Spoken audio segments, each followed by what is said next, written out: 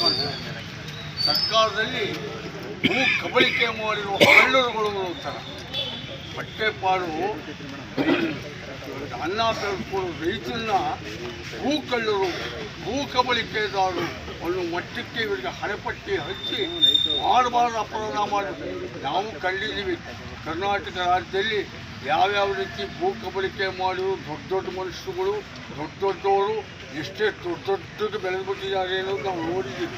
ಆದರೆ ಈ ಬಡಪಾಯಿಗಳು ಬದುಕು ಶರ್ಟು, ಒಳಗೆ ಪಂಚೆ, ಕಾಲಿಗೆ ಚಪ್ಪಲಿಲ್ಲ, ಹೊಲಿಯೋವು, ಇವಕ್ಕೆ ಭೂ ಕಬಳಿಕೆದಾರಂತೆ ನಾವೆಲ್ಲರೂ.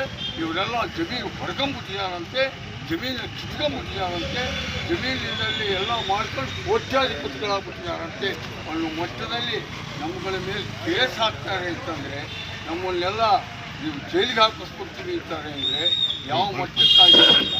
ಆ ಕಾರಣಕ್ಕೆ ರೈತ ಎದ್ದಿಟ್ಕೊಂಡ್ರೆ ಯಾರೂ ತಡೆಯೋಕ್ಕಾಗಲ್ಲ.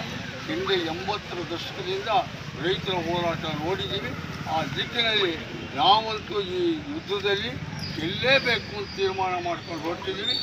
ಈಗ ಪ್ರಾರಂಭಿಕ ನ್ಯಾಯಾಂಗದ ಕದ ತಟ್ತಾ ಇದ್ದೀವಿ, ಮುಂದೆ ಶಾಸಕಾಂಗದ ಕದನೂ ತಟ್ತೀವಿ ಅಂತೇಳಿ ಈ ದಿನ ನಿಮ್ಮೆಲ್ಲರ ಸಹಕಾರ ಕೊಡ್ತಾ ನಾವು ಮೆರವಣಿಗೆ ಹೊರಡ್ತಾ ಇದ್ದೀವಿ.